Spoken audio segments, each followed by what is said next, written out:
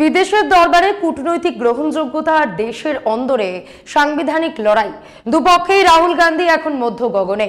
তবে কি দিল্লি নিঃশব্দে কোনো বড় পরিবর্তনের সাক্ষী হতে চলেছে? গতকালের দিল্লি কিন্তু দুটো সম্পূর্ণ ভিন্ন অথচ অত্যন্ত গভীর সংকেত দিয়ে গেল। একদিকে লুটেন্স দিল্লির লাঞ্চ টেবিলে বিশ্বের শক্তিশালী ইউরোপীয় ইউনিয়নের 27টি দেশের প্রতিনিধিরা লাইন দিয়ে দাঁড়িয়ে রয়েছেন লোকসভার বিরোধী দলনেতা রাহুল গান্ধীর সঙ্গে হাত মেলানোর জন্য। আর ঠিক একই দিনে সুপ্রিম কোর্টের অলিন্দে দেশের সর্বোচ্চ আদালত মোদী সরকারের নির্বাচনী কমিশনার নিয়োগের নীতিকে কাঠগড়ায় তুলে বলছে এটা তো প্রহসন। একদিকে যখন বিশ্ব নেতারা রাহুল গান্ধীর ভিশন বুঝতে চাইছেন, ঠিক তখনই দেশের সর্বোচ্চ আদালত রাহুলের তোলা প্রতিটি সাংবিধানিক অভিযোগকে পরোক্ষভাবে শিলমোহর দিচ্ছে। সম্বিত পাত্ররা যখন টিভির পর্দায় রাহুলকে ইউজলেস প্রমাণ করতে ব্যস্ত, ঠিক তখনই বিশ্বমঞ্চ আর দেশের আদালত দুই জায়গাতেই রাহুল গান্ধী আজ অনিবার্য হয়ে উঠছেন। ঠিক কোন কৌশলে মোদী সরকারকে আন্তর্জাতিক আর সাংবিধানিক এই দ্বিমুখী চাপের মুখে ফেলে দিলেন রাহুল গান্ধী? আজকের ভিডিওতে কাটাছেড়া করব সেই রহস্যে। নমস্কার, আমি মধুরিমা ভৌমিক, আর দৈনিক সংবাদ অনলাইনে আপনারা দেখছেন। সত্যি আসলে বেদনাদায়ক। Rise of the leader. যারা ভাবেন ভারতে বিরোধী দলের কোনো প্রয়োজন নেই, যারা একদলীয় শাসনের স্বপ্নে বিভোর হয়ে ভাবেন, তাদের জন্য এই দৃশ্যটা একটা কড়া চপেটাঘাত। একটা ছবি যা গত কয়েক ঘন্টায় দিল্লির ক্ষমতার অলিন্দ ছড়িয়ে বিশ্ব রাজনীতিতে শোরগোল ফেলে দিয়েছে। ছবিটা মন দিয়ে দেখুন। কেন হঠাৎ 27টি দেশের প্রতিনিধিরা লাইন দিয়ে রাহুল গান্ধীর সঙ্গে দেখা করতে চাইছেন? বিরোধীদের প্রয়োজনীয়তা বুঝতে গেলে এই ফ্রেমটা আজ আপনাকে খুঁটিয়ে দেখতে হবে। কংগ্রেসের পক্ষ থেকে এক্স হ্যান্ডেলে এই ছবিটা শেয়ার করা হয়েছে। ফ্রেমের একদিকে লোকসভার বিরোধী দলনেতা রাহুল গান্ধী, সঙ্গে ভারতের প্রাক্তন বিদেশমন্ত্রী, বর্তমানে কংগ্রেসের বিদেশ বিষয়ক সেলের চেয়ারম্যান সলমান খুরশিদ। আর উল্টো দিকে বসে আছে আস্ত একটা মহাদেশের প্রতিনিধি দল, ইউরোপীয় ইউনিয়ন মানে ইইউ অন্তর্ভুক্ত 27টি দেশের প্রতিনিধি। ভারতের বিরোধী নেতার আমন্ত্রণে তার সঙ্গে মধ্যাহ্নভোজে 27টি রাষ্ট্রের প্রতিনিধিদের উপস্থিতি কি নিছকই সৌজন্য? একদমই নয়। সংবাদ সংস্থা পিটিআই জানাচ্ছে, ইইউ এর 27টি সদস্য দেশের কূটনৈতিক প্রতিনিধি হেডস অফ মিশন 14ই মে রাহুল গান্ধীর সঙ্গে শান্তিনিকেতন ভবনে বৈঠক করেন। সেখানে ভারত ইইউ সম্পর্ক, আন্তর্জাতিক পরিস্থিতি এবং বর্তমান ভূ রাজনীতি নিয়ে আলোচনা হয়। শান্তিনিকেতনে ইউরোপীয় ইউনিয়নের প্রতিনিধি দল একটি মধ্যাহ্ন ভোজের আয়োজন করেছিল। ভারতে ইউরোপীয় ইউনিয়নের রাষ্ট্রদূত হার্ভ ডেলফিন এক্সে পোস্ট করে জানান, ভারত এবং ইউরোপীয় ইউনিয়নের কৌশলগত সম্পর্ক এখন অনেক শক্তিশালী হয়েছে এবং দুই পক্ষই আন্তর্জাতিক পরিস্থিতি নিয়ে মত বিনিময় করেছে। ইউরোপীয় ইউনিয়নের ভারতীয় প্রতিনিধি দলের পক্ষ থেকে একটি 2 মিনিটের ভিডিও প্রকাশ করা হয়েছে। সেখানে দেখা যাচ্ছে প্রতিটি রাষ্ট্রের অ্যাম্বাসাডাররা অত্যন্ত গুরুত্বের সঙ্গে রাহুলের সঙ্গে করমর্দন করছেন, আলোচনা করছেন। একজন নেতার গুরুত্ব তখনই বোঝা যায় যখন বিদেশের প্রতিনিধিরা বুঝতে পারেন যে ভারতের আগামী দিনের কণ্ঠস্বর কে হতে চলেছে। আপনার মনে প্রশ্ন জাগতেই পারে, সরকারে না থেকেও রাহুল গান্ধীর সঙ্গে এই সাক্ষাতের বিশেষত্ব কি? এই একটি ছবির ফ্রেম প্রমাণ করছে যে দুনিয়া এখন ভারতকে কেবল মোদী সরকারের চোখ দিয়ে দেখছে না। 27টি দেশের এই উপস্থিতি প্রমাণ করে দিচ্ছে আন্তর্জাতিক কূটনীতিতে রাহুল গান্ধী এখন এক অনিবার্য ফ্যাক্টর। ইউরোপীয় দেশগুলো গণতান্ত্রিক কাঠামোয় বিশ্বাসী। তাদের এই উপস্থিতি বার্তা দিচ্ছে যে ভারতের গণতন্ত্রের বিরোধী কণ্ঠস্বর স্তব্ধ হয়নি, বরং আরো ধারালো হয়েছে। বিদেশের প্রতিনিধিরা বিরোধী নেতার দৃষ্টিভঙ্গি জানতে চাইছেন, বুঝতে চাইছেন আগামী দিনের ভারত কোন পথে হাঁটবে। যারা একদলীয় শাসন, ওয়ান নেশন ওয়ান পার্টির হয়ে ওকালতি করেন, দয়া করে তারা একবার রাহুল গান্ধীর এই ভিডিওটি দেখুন, বুঝবেন হাওয়া কোন দিকে বইছে। রাহুলের কূটনৈতিক গুরুত্ব বাড়ছে। হ্যাঁ, বহির্বিশ্ব অনুভব করতে পারছে যে ভারতের রাষ্ট্রীয় শক্তির বাইরেও আরও একটি গুরুত্বপূর্ণ শক্তি রয়েছে, তিনি রাহুল গান্ধী। দেশ চালাতে যেমন সরকারের দরকার, দেশের ভারসাম্য বজায় রাখতে ঠিক ততটাই প্রয়োজন মজবুত বিরোধী পক্ষ। আর যখন বিশ্ব রাজনীতির প্রসঙ্গ আসে, তখন দুনিয়া শুধু সরকারকেই দেখে না, তারা বুঝতে চায় দেশের বিরোধী কণ্ঠস্বর কতটা শক্তিশালী। ঠিক এই কারণেই লোকসভার বিরোধী দলনেতা হিসেবে রাহুল গান্ধীর এই আন্তর্জাতিক গ্রহণযোগ্যতা আজ আলোচনার কেন্দ্রে। কূটনীতির একটা মৌলিক নিয়ম হলো সব ফল এক ঝুড়িতে না রাখা। বড় বড় গণতান্ত্রিক রাষ্ট্রগুলো জানে আজ যে ক্ষমতায় আছে কাল সে নাও থাকতে পারে, তাই তারা কেবল সরকারের সঙ্গে নয়, সমান্তরালভাবে বিরোধী নেতাদের সঙ্গেও নিবিড় যোগাযোগ রাখে। মনে আছে টেক্সাসের হিউস্টনে গিয়ে সেই আব কি বার ট্রাম্প সরকার স্লোগানের কথা? প্রধানমন্ত্রী যখন আমেরিকায় গিয়ে একতরফা প্রচার করেছিলেন তখন অভিজ্ঞ কূটনীতিকরা মুচকি হেসেছিলেন, কারণ সেই নির্বাচনে ডোনাল্ড ট্রাম্প হেরে যাওয়ার পর মোদী সরকারকে নতুন করে ডেমোক্র্যাটদের সঙ্গে সম্পর্ক মেরামতে নামতে হয়েছিল। রাহুল গান্ধী কিন্তু সেই ভুল করছেন না, আর বিশ্বও সেই ভুল করছে না। ইউরোপীয় ইউনিয়নের 27টি দেশের হেড অফ মিশনস মানে শীর্ষস্থানীয় কূটনীতিকরা কেন রাহুলের সঙ্গে লাঞ্চ টেবিলে বসলেন? আসলে ফ্রান্স, জার্মানি, ইতালি, স্পেন, নেদারল্যান্ডসের মতন ক্ষমতাধর রাষ্ট্রগুলো রাহুল গান্ধীর মধ্য দিয়ে ভারতের পালস বুঝতে চাইছে। আন্তর্জাতিক দুনিয়া বোকা নয়, তারা দেখছে ভারতের জনমানুষে রাহুল গান্ধীর জনপ্রিয়তার গ্রাফ কিভাবে ঊর্ধ্বমুখী। তারা জানে ভারতের আগামীর চাবিকাঠি যার হাতে থাকতে পারে তার সঙ্গে আজ থেকেই সুসম্পর্ক রাখা বুদ্ধিমত্তার কাজ। সরকার যখন সব ঠিকঠাক দেখানোর চেষ্টা করে তখন ইউরোপীয় প্রতিনিধিরা রাহুলের কাছে আসছেন প্রকৃত সত্যটা জানার জন্য। রাহুল গান্ধীর এই গ্লোবাল আউটরিচ প্রমাণ করছে যে তিনি কেবল দেশের ভেতরেই নন, আন্তর্জাতিক মানচিত্রেও একজন গ্লোবাল স্টেটসম্যান হিসেবে নিজেকে প্রতিষ্ঠিত করছেন। যারা বিরোধীদের বাতিলের খাতায় ফেলতে চান, কথায় কথায় রাহুল গান্ধীকে আক্রমণ করেন, তারা কি বুঝতে পারছেন কেন বিশ্বের শক্তিশালী 27টি দেশ আজ রাহুলের দরজায় কড়া নাড়ছে? ইউরোপীয় ইউনিয়নের সঙ্গে রাহুলের সাক্ষাৎ নিছক সৌজন্য বিনিময় নয়, এর নেপথ্যে রয়েছে গভীর অর্থনৈতিক এবং ভূ রাজনৈতিক সমীকরণ। মজার ব্যাপার হলো একদিকে যখন বিশ্ব নেতারা রাহুল গান্ধীর সঙ্গে হাত মেলাচ্ছেন, ঠিক সেই মুহূর্তেই দিল্লির অলিন্দে অন্য এক নাটক চলছে। মনে আছে সেই মাদার অফ অল ডিলসের কথা? ভারত যখন আমেরিকার ট্যারিফ নিয়ে চাপে ছিল তখন তড়িঘড়ি বেশ কিছু ফ্রি ট্রেড এগ্রিমেন্ট বা মুক্ত বাণিজ্য চুক্তি সই করতে হয়েছিল। তার মধ্যে ইউরোপীয় ইউনিয়নের সঙ্গে চুক্তিটি ছিল সব থেকে বড়। এখন প্রশ্ন হলো এই বিশাল বাণিজ্যিক লেনদেনের সময়ে কেন 27টি দেশের প্রতিনিধিরা রাহুলের সঙ্গে লাঞ্চ টেবিলে? খুব সহজ সমীকরণ, এই দেশগুলো কেবল বর্তমানের কারবার করে না, তারা ভবিষ্যতের বীমাও করে রাখে। যদি 1% সম্ভাবনাও থাকে যে আগামী দিনে সরকার বদলাবে, তবে সেই নতুন সরকারের বিদেশ নীতি বা অর্থনৈতিক চিন্তা কেমন হবে তা আজ থেকেই বুঝে নিতে চায় ইউরোপ। বিদ্রুপের বিষয় এটাই যে ইইউ এর 27টি দেশের হেড অফ মিশনসের সঙ্গে রাহুলের মধ্যাহ্নভোজের পরেই বিজেপির মুখপাত্র সম্বিত পাত্র রাহুল গান্ধীর বিদেশ সফর নিয়ে দীর্ঘ সাংবাদিক বৈঠক করে রাহুলের বিদেশ সফরে আয়ের উৎস নিয়ে প্রশ্ন তোলেন। তিনি দাবি করেন রাহুল বিদেশে গিয়ে ভারতের বিরুদ্ধে ষড়যন্ত্র করেন। আচ্ছা, রাহুল যদি বিদেশের মাটিতে বসে ভারতের বিরুদ্ধে ষড়যন্ত্রই করবেন, তবে সেই বিদেশের প্রতিনিধিরাই কেন বারবার তার কাছে ছুটে আসেন? আসলে বৈশ্বিক কূটনীতি কোনো ষড়যন্ত্রের থিওরি মানে না, সে মানে কেবল শক্তিশালীর কণ্ঠস্বর। আর সেই কণ্ঠস্বর আজ রাহুল গান্ধী। ভারত সরকারের বর্তমান বিদেশ নীতির সঙ্গে রাহুলের দৃষ্টিভঙ্গির পার্থক্য কোথায়?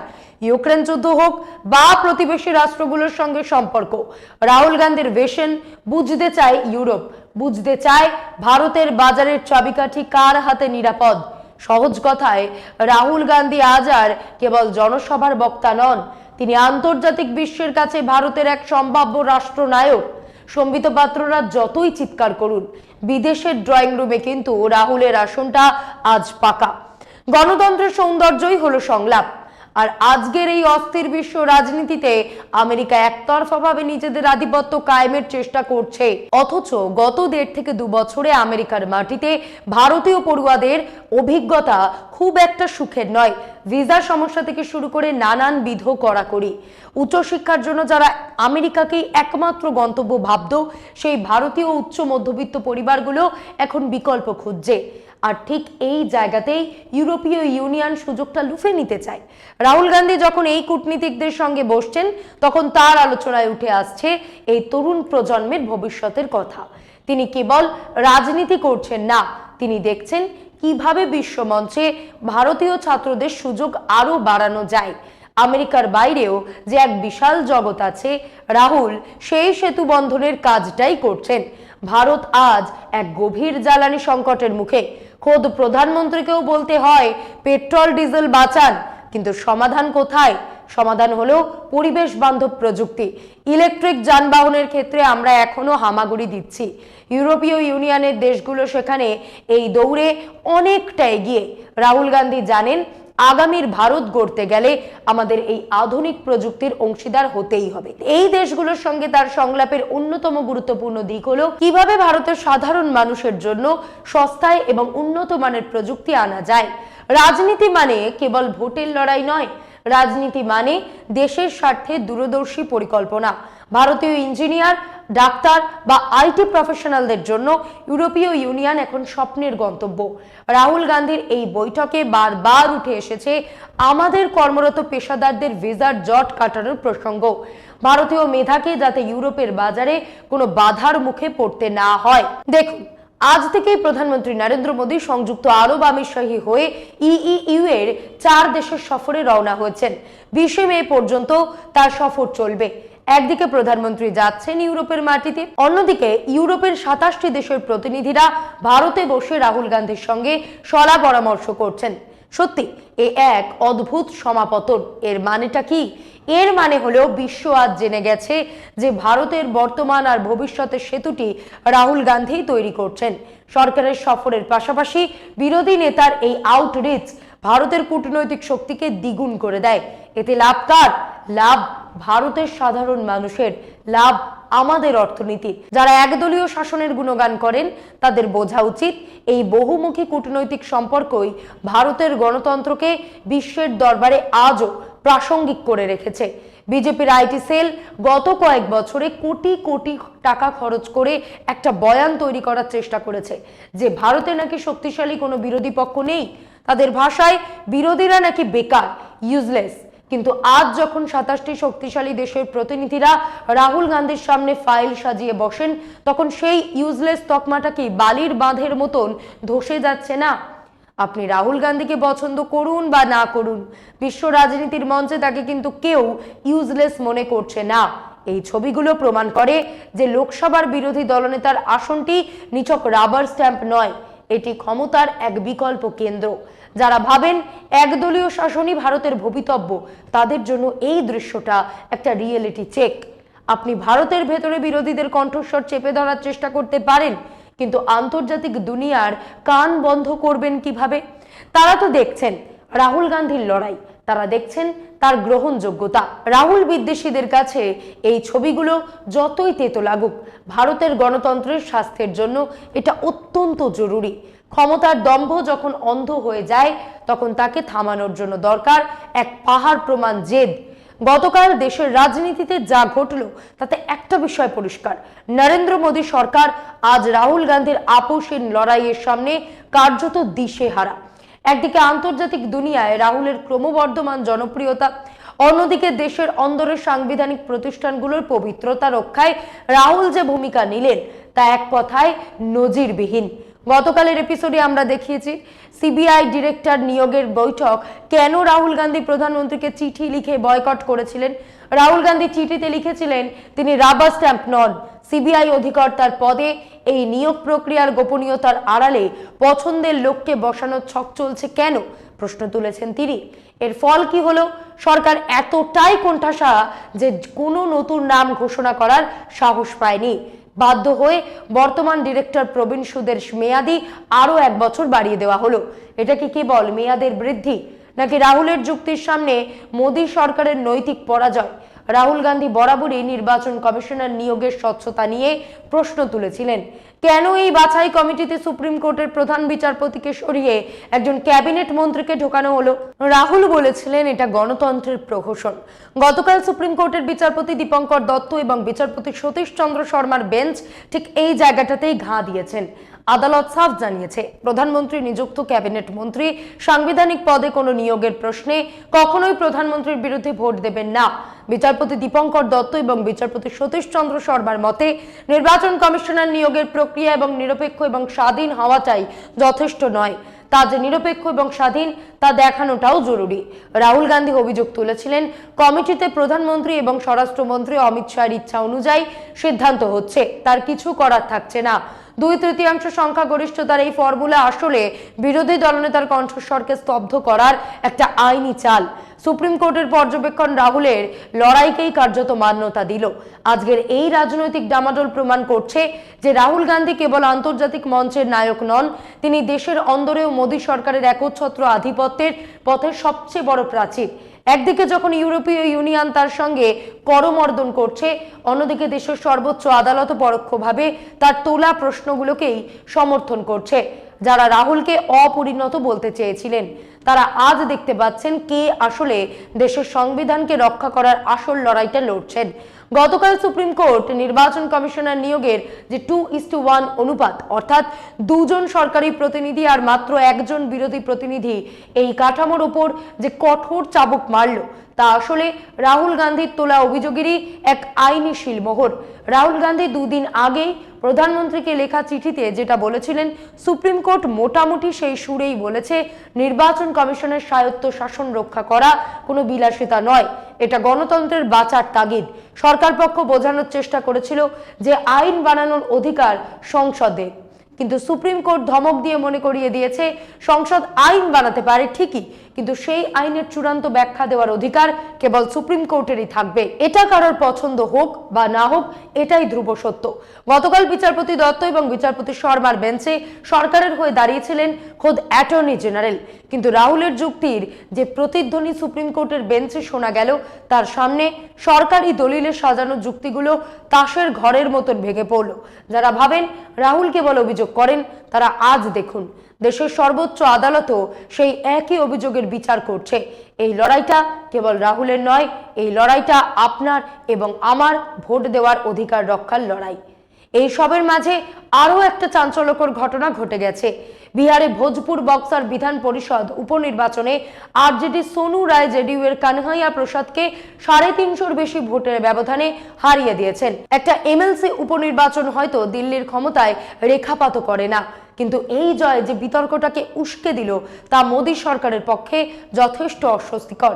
জয়ের পর তেজস্বী যাদব বলেন, যেখানেই ব্যালটে ভোট হয় সেখানেই এনডিএর পরাজয় নিশ্চিত। सब लोग जानते हैं कि ये चुनाव जो है बैलेट पे चुनाव हुआ है, और अगर बैलेट पे चुनाव होगा तो बीजेपी जो है कहीं टिकने वाली नहीं है, एनडीए कहीं भी टिकने वाला नहीं है। বিহারের এই ফলাফল রাহুল গান্ধীর সেই দাবিকেই আরো জোরালো করলো, যেখানে তিনি বারবার স্বচ্ছ নির্বাচনের কথা বলেছেন। পরিস্থিতিটা একবার ভেবে দেখুন, একদিকে নির্বাচন কমিশনের নিরপেক্ষতা নিয়ে দেশ জুড়ে প্রশ্ন উঠছে, অন্যদিকে সুপ্রিম কোর্ট খোদ কমিশনার নিয়োগের পদ্ধতিকে প্রহসন বলে কার্যত নস্যাৎ করে দিচ্ছে। খোদ মুখ্য নির্বাচন কমিশনার জ্ঞানেশ কুমারের নিয়োগ যে স্বচ্ছ নয়, তা দেশের সর্বোচ্চ আদালতের পর্যবেক্ষণেই স্পষ্ট। সবশেষে দুটো গুরুত্বপূর্ণ প্রশ্ন করি। এক, যদি রাহুল গান্ধী সত্যি এতটাই অপ্রাসঙ্গিক হন, তবে বিশ্বের 27টি শক্তিশালী রাষ্ট্র কেন তার দরজায় লাইন দিয়ে বসে থাকে? 2, আর যদি সরকারের সব নিয়োগে স্বচ্ছ হয়, তবে দেশের সর্বোচ্চ আদালতকে কেন বারবার বলতে হয় যে এই নির্বাচন কমিশন গঠন প্রক্রিয়া আসলে একটা প্রহসন? মনে রাখবেন, শাসকের দম্ভ আকাশচুম্বী হতে পারে, কিন্তু সত্যের শিকড় অনেক গভীরে। একদিকে আন্তর্জাতিক স্বীকৃতি আর অন্যদিকে সাংবিধানিক বৈধতা। রাহুল গান্ধী এই 2 অস্ত্রেই বিদ্ধ করেছেন দিল্লির একাধিপত্যকে। যারা আজ হাসছেন তারা সাবধান, কারণ জনতা যেদিন ব্যালট আর মেশিনের পার্থক্য বুঝে যাবে, সেদিন ক্ষমতার এই তাসের ঘর ভেঙে পড়তে সময় লাগবে না।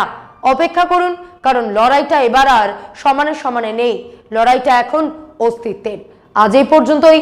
এমন আরো বিষয় জানতে অবশ্যই সাবস্ক্রাইব করুন, লাইক কমেন্ট শেয়ার করুন। দেখতে থাকুন দৈনিক সংবাদ, শুধু নামই যথেষ্ট।